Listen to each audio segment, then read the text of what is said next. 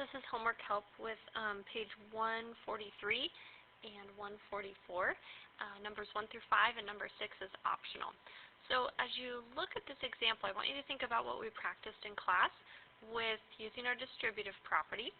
And we're kind of looking at some fractions and decimals today and looking at a couple different ways to approach these problems and solve them. So it kind of takes you through the steps here. Distributive property, then you move your variables to one side. Okay, so we move the n, and then from there you have a one-step equation. We have to divide both sides by 3, and you'd end up with your answer.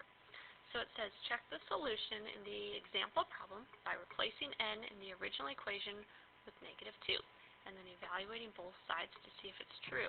So what they're asking you to do is go back to the original, and anywhere you see an n, you're going to put a -2 in there, because that's the answer that they ended up with. And then you're actually going to do the math and see if both sides are equal. If they are, that means it's true. So we're going to start parentheses first. That's -4 minus 12 more. That's -16. Oops, excuse me. There we go. -16. And then you're going to take half of that, and that gets you -8.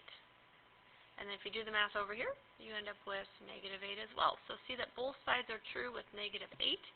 So at the end, we would say it's true because -8 equals -8. It works out.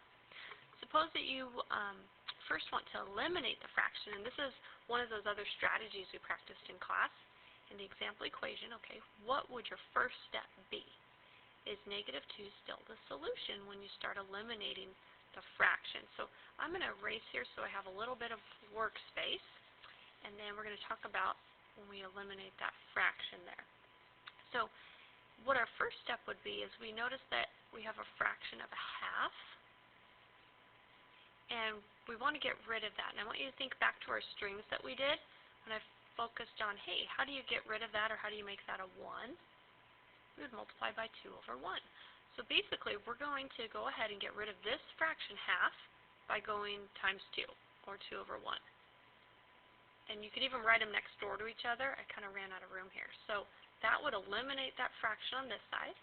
But whatever I do to one side, I have to do to the other. So I would multiply by 2. Okay? So I'd still have, let's see, I'd have 8n here, and then 2n minus 12. I have variables on both sides, so I'm going to, move my 2n's over here, and I get 6n equals -12. When I divide by 6, I still end up with the same answer. So to answer the question, yes, you get the same answer, and your first move, you're going to multiply by 2 in order to get rid of that fraction. Okay, I'm going to scroll up just a little bit here. And it looks like on our next problem, we're going to analyze a mistake here. So it's talking about Trey solved the equation over here, and we're looking at what error did he make. So it looks like he distributed a fourth. A fourth of 8 is 2. But look what happened here. A fourth of 16, that should be 4 right there, not 16. So it looks like he didn't distribute all the way. So I want you to talk about that. He didn't distribute all the way, or it should look like this after he distributes. You should have 2x plus 4 equals 4x, and then solve it from there. Okay, next, number 4. Describe the first step you would use to solve the equation right here. Is that the only possible step? So guys, there's lots of possibilities here. As long as you do the same thing to both sides, I like to put or simplify each side first. So 20 equals, I'm going to put those y's together. And we did that a lot with color coordinating. Remember when we did that? And then from there, you could solve the equation. So as long as you do the same thing to both sides, like maybe you said your first step was -2, that's okay as well. Okay, next, we're going to solve this equation in 2 different ways, just like we did in class. Okay, so let me scroll up a little bit here. And the first way we're going to solve it, just leaving those decimals. And then we're going to solve it by getting rid of the decimal. And really, you can kind of pick whichever way you like best. But it's important to understand both ways, because some problems, one way works better than the others. So I'm going to distribute first to get rid of my parentheses. And 0.6 times 5, that's 3. And 6/10 times 15, that's 9. And then from there, I have variables on both sides. And so I'm going to go ahead and move them over. And let's see, that gets rid of them here. I get 3p equals 9. 3 times p is 9. So that means I divide by 3. And my answer will be 3. 9 divided by 3 is 3. Now my other strategy, just like we practiced in class, would be to get rid of that decimal. And I notice it says 6/10 here. So I can go ahead and get rid of that decimal a couple different ways here. Really, I want to make 1. So what I could do, I could multiply both sides by 10, okay, pushing that over. Or, to make 1, I could go and divide by 0.6. Okay, so I could divide everything by 0.6. And that's going to go ahead and get rid of that right there. So then, over here, 6 divided by 0.6, that gets me 10p.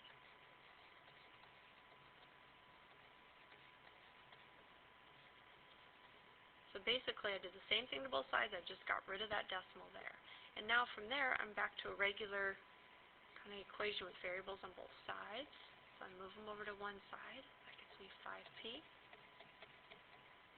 Oops, equals 15, sorry. And then divide by 5, and you still have 3 for your answer. Cool.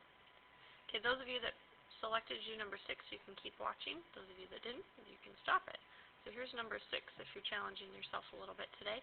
So it looks like we have a perimeter problem, and the two rectangles shown have the same perimeter, so they're equal.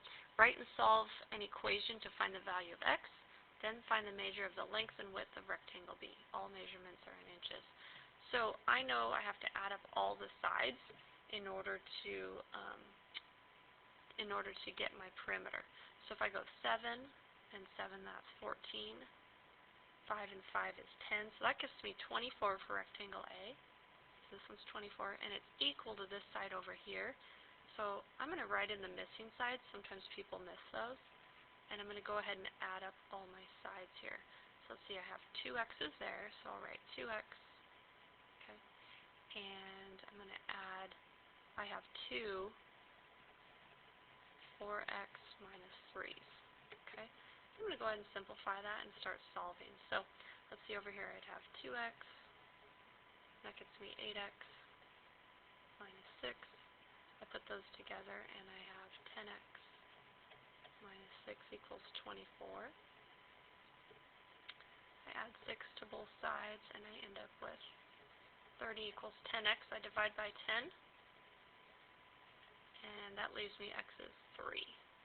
So then if I go plug that in here, 4 times 3 gives me 12 minus 3. So that means the length is 9 inches, and then the width would be 3 inches.